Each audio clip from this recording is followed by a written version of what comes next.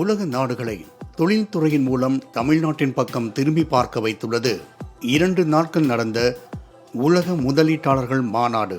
9 கூட்டணி நாடுகள் மற்றும் 30க்கும் மேற்பட்ட நாடுகள் பங்கேற்ற இந்த மாநாட்டில் தமிழ்நாடு அரசு 5.5 லட்சம் கோடி ரூபாய்க்கான ஒப்பந்த இலக்கை நிர்ணயம் செய்திருந்தது. ஆனால் அதற்கும் மேலாக 6.64 லட்சம் கோடி ரூபாய் மதிப்பிலான முதலீட்டு திட்டங்களுக்கு புரிந்துணர்வு ஒப்பந்தம் போடப்பட்டுள்ளது.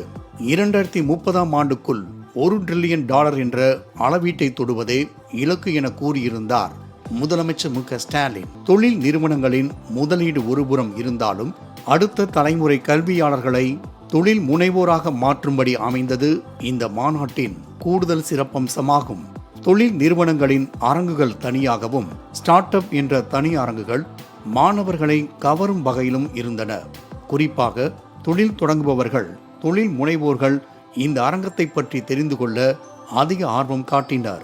மாணவர்கள் தொழில் முனைவோராக நான் முதல்வன் திட்டம் கூட இந்த அரங்கத்தில் அரங்கேறியது மாணவர்களுக்கு பெரும் மகிழ்ச்சியை அளித்தது.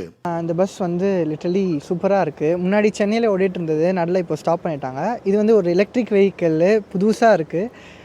சென்னையோட இதுக்கு சென்னைக்கு புதுசாக அந்த எக்ஸ்ப்ளோர் பண்ணுறவங்களுக்கு எல்லாம் ரொம்ப யூஸ்ஃபுல்லாக இருக்கும் அப்படின்னு நினைக்கிறோம். அண்ட் இந்த சர்வீஸ் திரும்ப வந்துச்சுன்னா பீப்புள் கேன் என்ஜாய். தொழில்நுட்பங்கள் வளர்ந்து வரும் நிலையில் எதிர்காலத்தில் எலக்ட்ரானிக் பயன்பாடு பெரும் பங்கு வகிக்கும். அந்த வகையில் அமைக்கப்பட்ட மின்சார கார் மற்றும் பைக், பேருந்து என மாணவர்களை எதிர்கால சிந்தனையை நோக்கி சிந்திக்க வைத்தது இத்தகைய அரங்குகள். படித்து முடித்தவுடன் மாணவர்கள் சுயதொழிலை சிந்தித்து ஆரம்பிக்க அடித்தளமாகவும் அறிவுபூர்வமாகவும் விளங்கியது இந்த மாநாடு. ஸோ நாங்களும் எங்களோட ஐடியாஸ் அண்ட் எங்களோட கிளப் அப்னு எங்கள் ஒரு டீம் இருக்குது. ஸோ நான் அந்த குரூப்போடு வந்திருக்கோம் நாங்கள். So we are promoting our club app. எங்கள் கிளப் அப்னு ஒரு ஐடியா அது.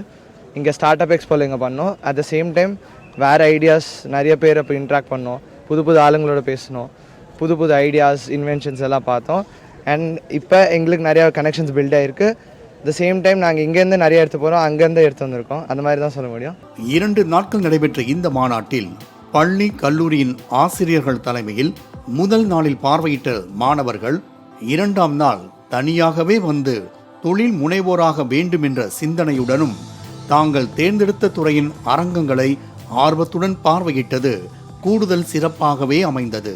6 லட்சம் கோடியை ஈர்த்த உலக முதலீட்டாளர்கள் மாநாடு 2024 வெளிநாடு முதலீட்டவர்களை மட்டுமல்லாமல் மாணவர்களையும் சேர்ந்துதான் ஈர்த்துள்ளது என்று சொல்ல வேண்டும். குறிப்பாக தொழில் முனைவோர்கள், சுய தொழில் செய்ய விரும்புவோர்கள் என மாணவர்கள் அதிகப்படியாக சேர்ந்த இடம்தான் இந்த உலக முதலீட்டாளர்கள் மாநாடு 2024. மாலை முரசு செய்திகளுக்காக ஒளிப்பதிவாளர் அருணாச்சலத்துடன் செய்தியாளர் ஸ்ரீ சந்தோஷ்.